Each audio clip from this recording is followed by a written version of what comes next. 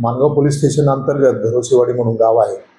तेथील व्यक्ती नामे राजेश उत्तेकर, वय वर्ष 52, यांची मुलगी दिनांक 25/5/2026 रोजी रात्री साधारण 9 ते 9:30च्या सुमारास घरातून बाहेर फिरून येते असं सांगून गेलेली होती.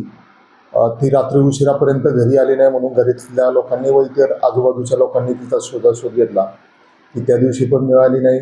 दिनांक परत 26/5/2026 रोजी पण मिळाली नाही. ती मिळत नाही म्हणून सर्वजण शोधाशोध करत होते.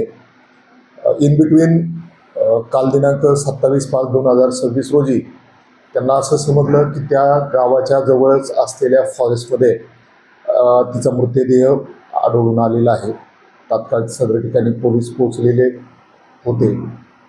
त्या अनुषंगाने तिचे वडील राजेश उत्तेकर यांच्या फिर्यादीवरून हत्येचा गुन्हा मानगाव पोलीस ठाण्यामध्ये दाखल केलेला होता.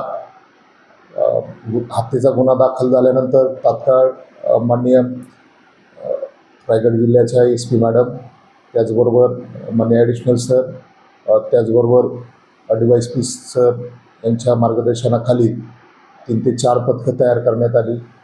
सर्व पथकांना वेगवेगळे टास्क देण्यात आले. त्याच्यामध्ये डाटा ॲनालिसिस असेल, सोर्स कलेक्टिव्ह इन्फॉर्मेशन असेल आणि इतर फील्ड वर्क असेल, CCTV फुटेज वगैरे, अशा त्या 4 टीमला विभागून काम वाटप करण्यात आलेलं होतं. आमच्या डेटा सोर्स, तांत्रिक विश्लेषण, गोपनीय बातमी याच्या आधारे आम्ही त्याच गावामधील एक शुभम उत्तेकर नावाचा तरुण, वय वर्ष 32, याला आज रोजी सकाळी 7-7:30 वाजताच्या सुमारास अटक केलेली आहे. आज त्यांना आम्ही न्यायालयामध्ये हजर करीत आहोत.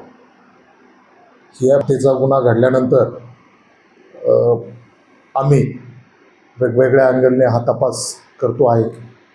कारण तो गावातलाच मुलगा असल्यामुळे हत्या कशामुळे झाली, त्याची कारणं काय होती, हत्येच्या पाठीमागं मोटिव्ह काय होता, या सर्व गोष्टी आम्ही पडताळून पाहणार आहोत.